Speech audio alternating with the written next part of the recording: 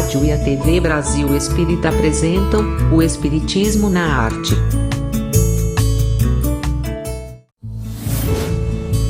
Apresentação: Leila Brandão.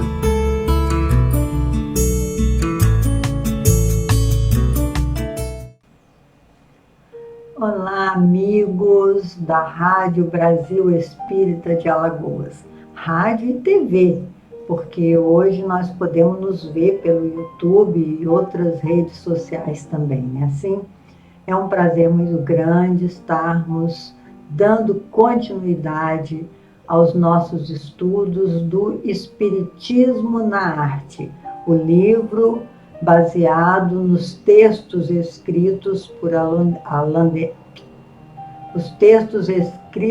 Leon Denis sobre o Espiritismo na Arte, que foi publicado pela La Chatre, o livro com esse título. E o nosso objetivo, é sempre bom nós relembrarmos, não é ensinar nenhum tipo de arte aqui no programa, porque nós não teríamos competência para tal, mas é demonstrar como que os conhecimentos espíritas podem nos ajudar a desenvolver uma arte transcendental, uma arte capaz de modificarmos a nós mesmos e deixar projetos para que as gerações futuras possam buscar também essa transcendentalidade, né? Essa arte transcendentalidade, buscar essa transcendentalidade também. Eu tinha prometido a vocês que não ia errar mais na pronúncia dessa palavra, e acabei errando. Hoje nós estamos no programa 11º, hashtag 11º. Nós estamos dando continuidade a esses estudos. E na semana passada nós vimos como foram as primeiras experiências em falar em público.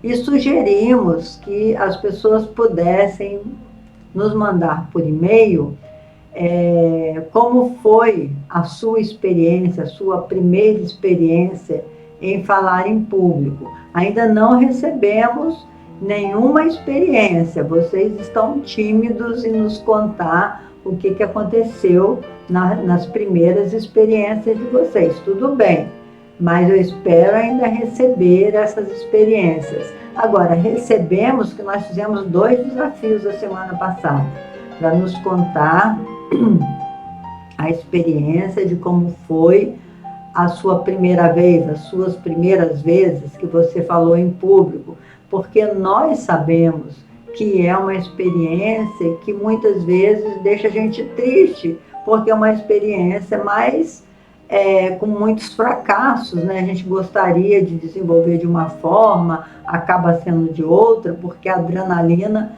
toma conta do nosso corpo e a gente sente aquela dorzinha de barriga, dor de cabeça. Leon Denis sentia dor de cabeça, etc. e tal, mas que a gente não pode desistir. Contamos, inclusive, aquela história do elefante amestrado, que como ele foi preso de pequenininho, ele achava que nunca mais poderia se soltar. Ele acreditou nisso, por isso um bicho enorme daquele era preso com um toco de madeira naquele circo, que nós contamos essa experiência, né?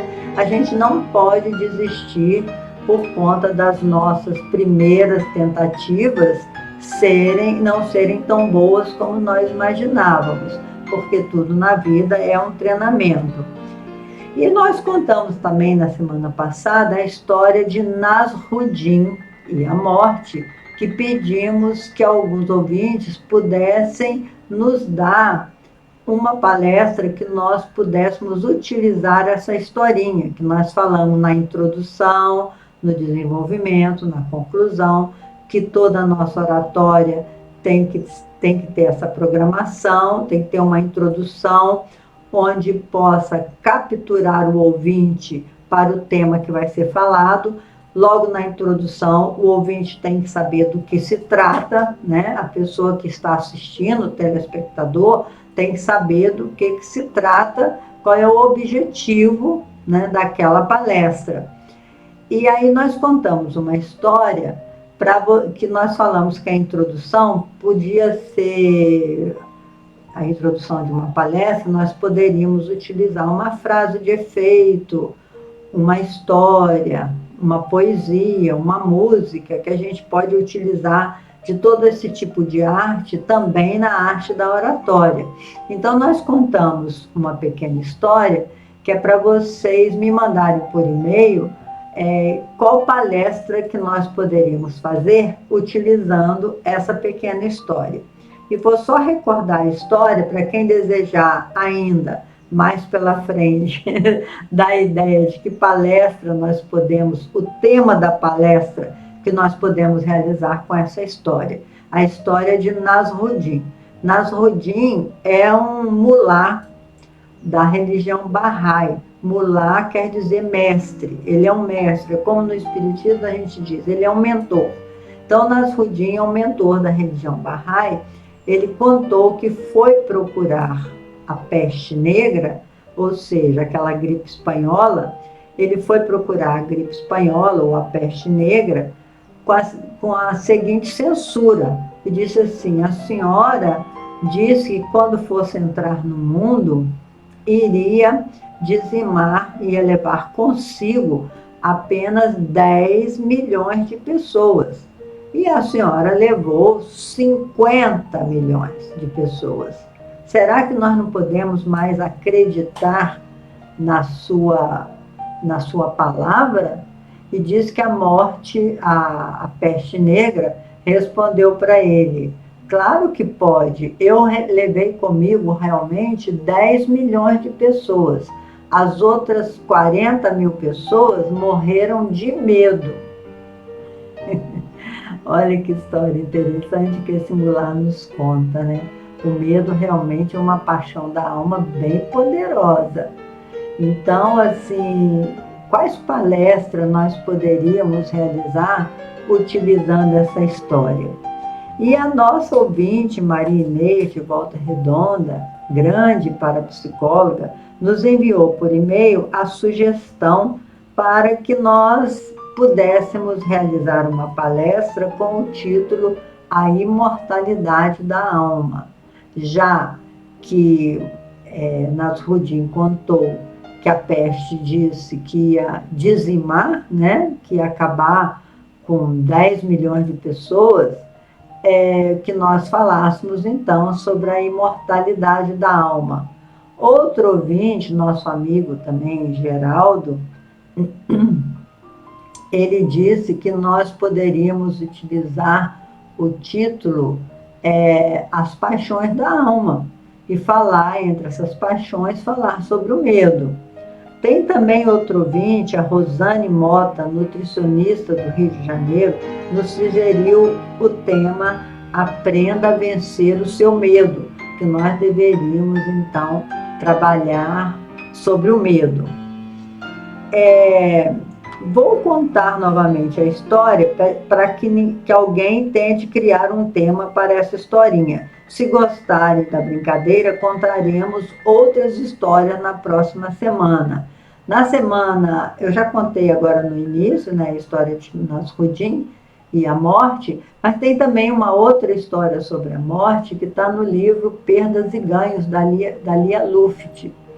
Diz a Lia Luft que a morte chegou para um rapaz de 42 anos e falou: olha, meu amigo, chegou a sua hora. Está na hora de você partir para a verdadeira vida, para a dimensão espiritual.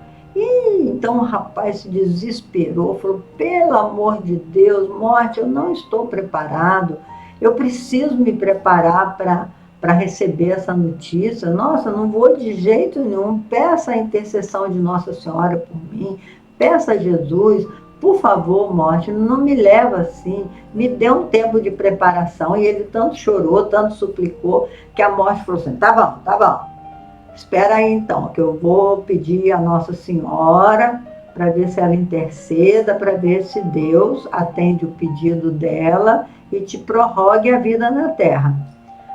Aí que a morte foi, daí uns dias voltou, falou: olha, sua súplica alcançou resultado.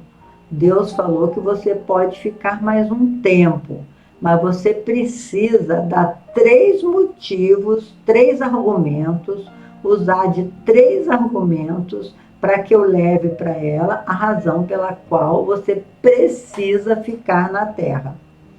E aí, só o seguinte, ele mandou avisar que 3 argumentos não servem. Primeiro, que você não pode morrer porque a sua mulher não viveria sem você. Esse argumento não serve. Segundo, você não pode morrer porque você não tem quem eduque os seus filhos depois que você partir. Esse argumento também não serve. E o terceiro argumento é que você não pode parar o seu trabalho, que você acha muito importante que você mesmo continue a realizá-lo. Esse argumento também não serve. Então, pense em 3 argumentos que você possa utilizar para Deus, né? Você possa mostrar para Deus que você precisa ficar mais um tempo na Terra.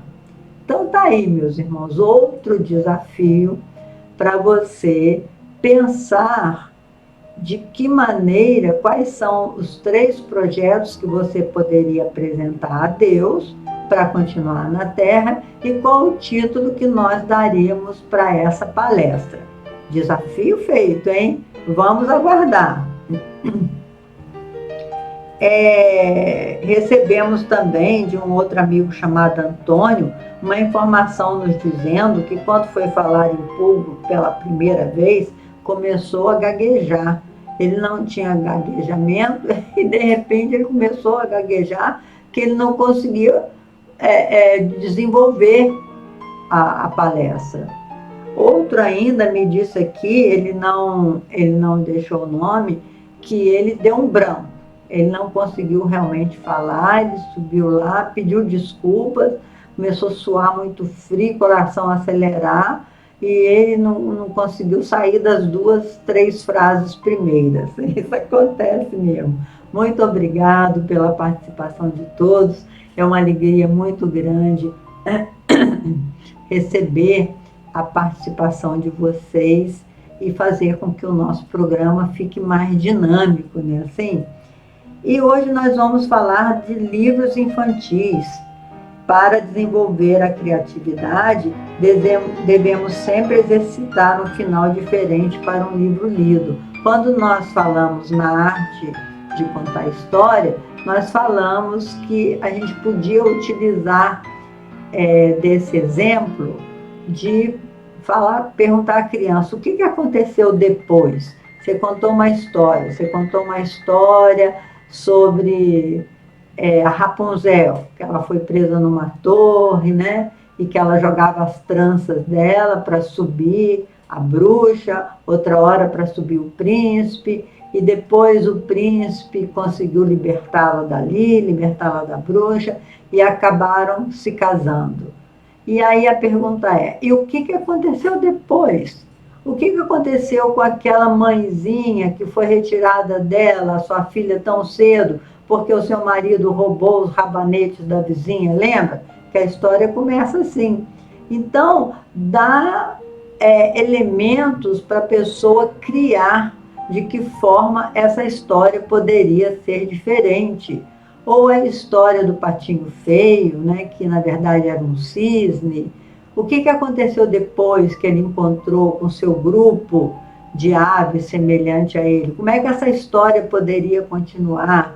Como é que a história do Aladim, né, que o Aladim, daquele filme da Yasmin, e ele acabou sendo o príncipe da princesa Yasmin, mas o que aconteceu depois? Ele conseguiu reinar, ele conseguiu ser um bom administrador para aquele reino. O que aconteceu depois? Então, essa pergunta, o que aconteceu depois, é um desafio também para nós trabalharmos a nossa criatividade.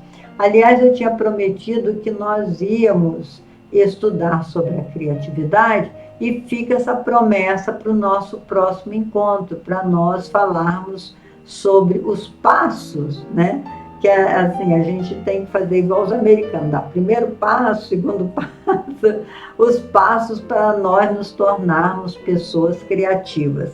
Mas eu vou aproveitar o espaço de hoje para contar uma história muito linda também, uma história infantil, que esse touro aqui, ó, tá vendo? Esse touro feito de pequenos pedacinhos de louça, né? É um touro lindo que eu recebi dessa minha filha, por isso botei aqui em homenagem a ela. Quando ela foi na Espanha, ela comprou esse touro para mim. Essa minha filha é minha filha caçula, super bem sucedida, mas teve uma infância em que ela foi... nós fomos surpreendidos com problema de visão, que ela nasceu prematura, que eu levei uma queda e teve que ser tirado o feto, que parou de movimentar, e ela nasceu de 8 meses. Toda criança prematura apresenta uma deficiência qualquer. Na época, nós imaginávamos que era de coluna, e colocar aquelas botas enormes no pezinho da criança, né, para poder a criança acertar a coluna. Por que o pediatra achou que era de coluna? Porque ela andava meio de ladinho. E mal nós podíamos imaginar que ela andava de ladinho, porque ela não enxergava bem de uma vista. Aliás, não enxergava quase nada. E ela passou vários sustos quando ela descobriu que ela não enxergava quase nada, que era de nascença.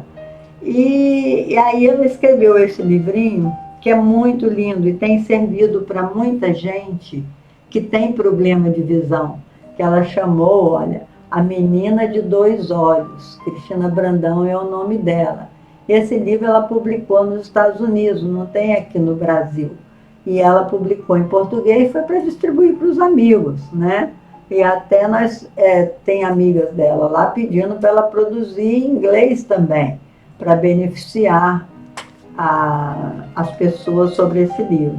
Então, vou ler a história desse livro, A Menina de Dois Olhos, que é a ilustração de uma outra artista plástica que eu vi, chama Carolina Poli, que também é minha sobrinha, está tudo em família, e ela começa a história assim: os olhos dessa menina eram diferentes, ela tinha um olho que via e outro que não via bem. Isso quer dizer que às vezes ela enxergava bem, né? Que está na claridade, ela enxergava aqui com a claridade, e às vezes ela não enxergava quase nada, ela estava na escuridão, ela diz, mas às vezes ela era quase cega, tá vendo? O que ela via era nada, era quase uma escuridão com a vistinha dela da direita. Depois ela fala, com um olho ela via de um jeito, com o outro ela via de outro. Isso quer dizer que o mundo que ela via era, na verdade, dois. Ela via dois mundos. Um mundo que era totalmente definido e o outro que era indefinido. Então, o mundo era definido e indefinido ao mesmo tempo. Olha que ilustração bonitinha. O mundo era definido e era indefinido ao mesmo tempo. O olho que vê tentou, durante muitos anos, imperar sobre a visão do que não via bem. E o olho cego tinha vergonha de ser tão ceguinho. Então tentava enxergar como o outro olho, o olho bom. Principalmente no oftalmologista, que era um médico de olho. Os dois olhos choravam no oftalmologista. Toda vez que ela ia no oftalmologista, ela chorava, porque ela percebia, que botava aquelas letras enormes, que o olhinho dela não via bem. Então, toda vez que ela ia lá, ela tentava enxergar só com o olho bom. Até é admirável a minha filha, porque ela terminou a universidade com brilhantismo, usando lentes, né? Teve que botar lentes, porque para usar óculos o grau era muito grande, ficava muito feio, porque eram diferentes os olhos. Então ela terminou a universidade, ela dirige muito bem. Enfim, é uma história muito bonita. Mas quando a menina foi crescendo, o olho ruim cansou de ser chamado de olho ruim Ele resolveu que ia ser o verdadeiro olho bom. Olha que bonitinho. Aquele olho que lê livros que não precisam de palavras, fala com pessoas que não precisam de caras, mora em casas que não precisam de fronteiras.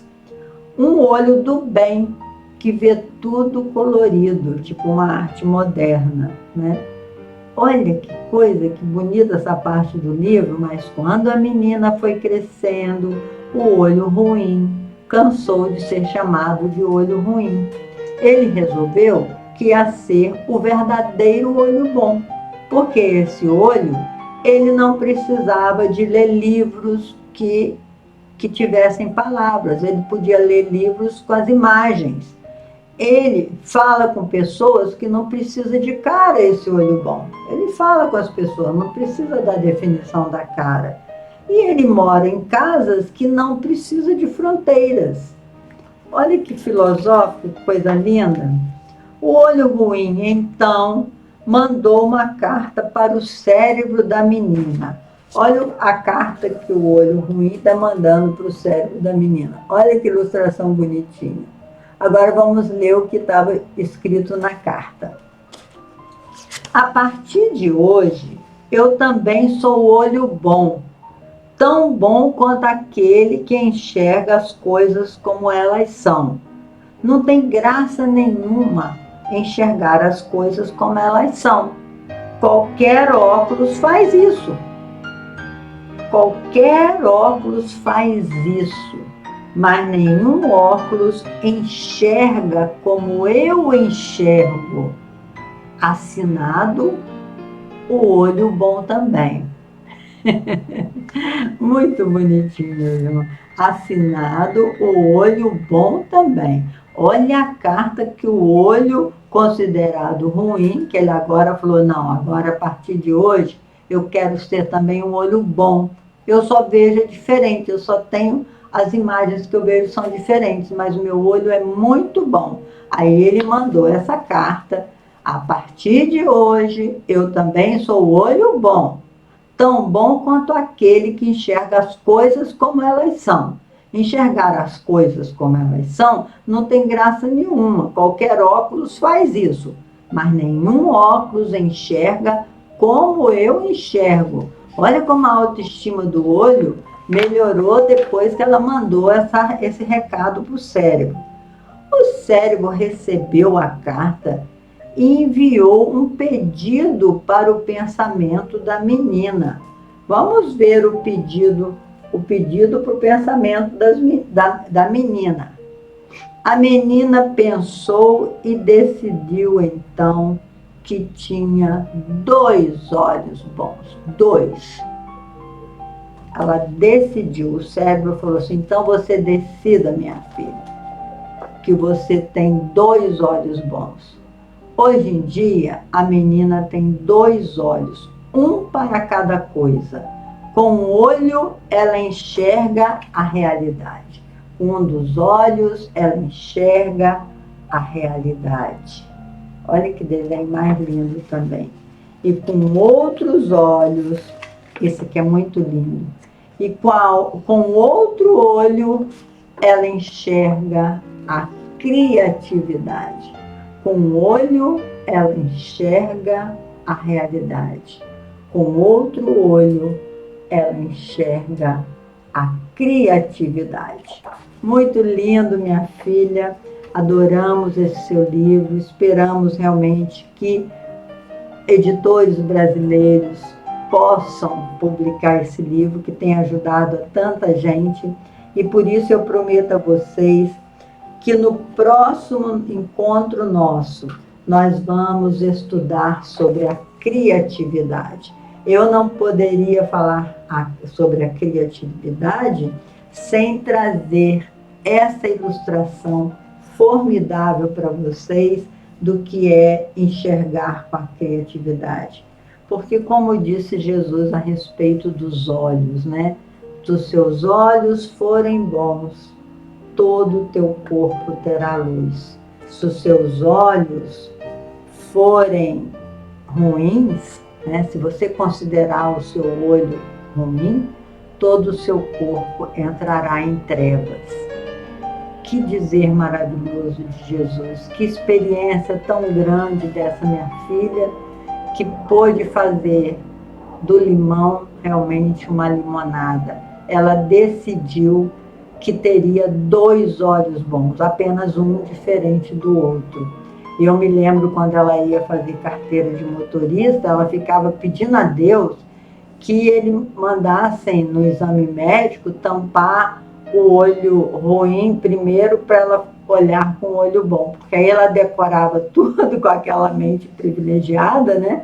Ou seja, Deus sempre nos compensa, quando a gente tem alguma deficiência, Deus nos compensa com outras qualidades. Ela decorava aquilo tudo e depois, com outro olho, ela lia realmente, porque a sua mente já tinha mandado para o seu olho quais eram as letras, a ordem que ela tinha que falar. E sempre dirigiu muito bem, só que ela andava meio de ladinho. E atualmente, nos Estados Unidos, ela fez a cirurgia nesse olho. Recuperou 90%, 95% da visão. Ela agora está enxergando com os 2 olhos. Mas foi uma longa caminhada. Ela fez doutorado lá na Universidade de Stanford, seu marido também fez doutorado na UCLA, e eles, nessa caminhada evolutiva, os 2 cresceram muito espiritualmente, e agora ela está desfrutando dessa possibilidade de ter os 2 olhos enxergando a realidade, mas sem perder essa criatividade. Esse primeiro livro dela, que foi publicado lá nos Estados Unidos, na verdade é de fotografias, né? Mas ela vai publicar, se Deus quiser, aqui no Brasil também e lá nos Estados Unidos, se tiver oportunidade. E agora ela já escreveu um outro livro infantil também, que chama A Mia na Pandemia. É o gatinho dela. Ela tem um gatinho lá, porque separou-se do marido, e essa separação ela arrumou um bichinho para ser seu companheiro lá. E o gatinho é uma gatinha, chama Mia, e ela escreveu um livro chamado Mia e a Pandemia. Futuramente, ela imprimindo também o livro, eu poderei compartilhar com vocês. Espero que vocês tenham gostado. Não tem aqui nenhum caráter de ganho financeiro. O que nós queremos é o ganho moral e espiritual, que possamos alcançar em divulgar uma obra tão bonita. Sei que ela não é o único caso, né, nem no Brasil, no mundo. Muitas crianças nascem com deficiência visual, mas poucas crianças recebem o estímulo para gostar do processo, né? Aceitar o processo com naturalidade. E ela não só aceitou o processo com naturalidade, sempre foi uma aluna brilhante, tem uma letra maravilhosa, que sempre compensou a sua própria deficiência, e hoje em dia é uma grande advogada nos Estados Unidos, bem-sucedida, e que com esse livro ela espera mesmo que possa beneficiar a muitas pessoas a história A Menina de 2 Olhos. A Menina de 2 Olhos. 2 olhos bons. Um enxergando a realidade, o outro enxergando a criatividade. Então, meus irmãos, até o nosso próximo encontro, onde certamente falaremos sobre a criatividade. Esse estudo está sendo veiculado no dia 16 de outubro e o nosso próximo encontro será dia 23 de outubro, onde eu prometo a vocês que falaremos sobre a criatividade, como nos tornarmos mais criativos. Graças a Deus, a minha filha apresentou uma criatividade incrível quando conseguiu ver nesse olhar embaçado, que foi toda a sua mocidade, nesse olhar embaçado, ela pôde perceber as nuances de você ver as coisas com contorno e as nuances que ficam embaçadas, né? Assim, muita paz para todos, que Jesus nos abençoe para que a gente se torne muito forte diante desses desafios atuais, que Ele nos envolva a todos e até o nosso próximo encontro, se Deus quiser.